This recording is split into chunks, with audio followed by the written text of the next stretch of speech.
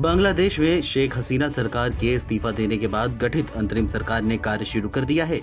शेख हसीना के शासनकाल में बांग्लादेश के रिश्ते भारत के साथ बेहद अच्छे रहे थे। वहीं ढाका में चीन के साथ भी संबंधों में एक संतुलन बनाए रखा था।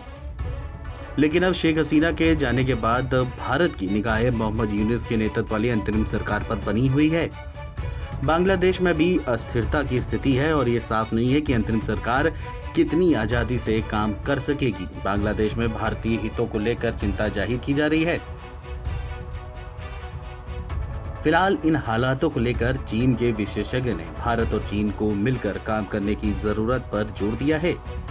बकेनेल यूनिवर्सिटी में प्रोफेसर जीकुनु झू ने स्पुतनिक इंडिया से बातचीत में कहा कि बांग्लादेश में स्थिर और मैत्रीपूर्ण सरकार होना भारत और चीन दोनों के हित में है। शेख हसीना ने भारत और चीन के साथ साथ अमेरिका के साथ भी बेहतरीन संतुलन बनाया था। अमेरिका एक वैश्विक शक्ति है जिसकी दक्षिण एशिया में रुचि है।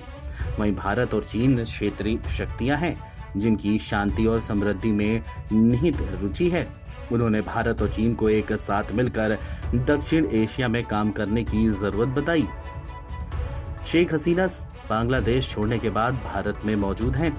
भारत में रहते हुए मीडिया में शेख हसीना का एक कथित बयान आया था जिसमें उन्होंने दावा किया था कि बांग्लादेश में अस्थिरता के पीछे अमेरिका का बड़ा हाथ है, जिसके चलते उन्हें इस्तीफा देकर देश छोड़ना पड़ा था।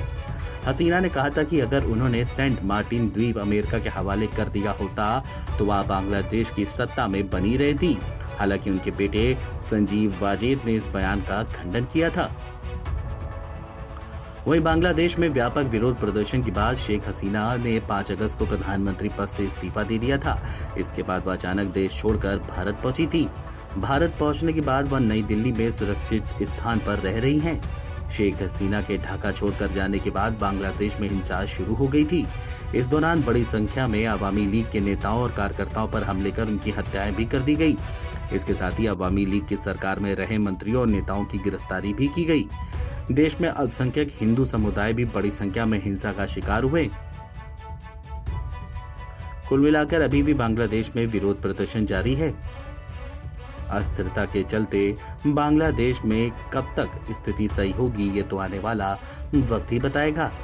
वहीं चीनी एक्सपर्ट के भारत और चीन को साथ में एक आकर बांग्लादेश के हित के बारे में सोचने चाहिए के बयान को लेकर के भी अब चर्चाएं शुरू हो गई हैं। Video desk NBT online.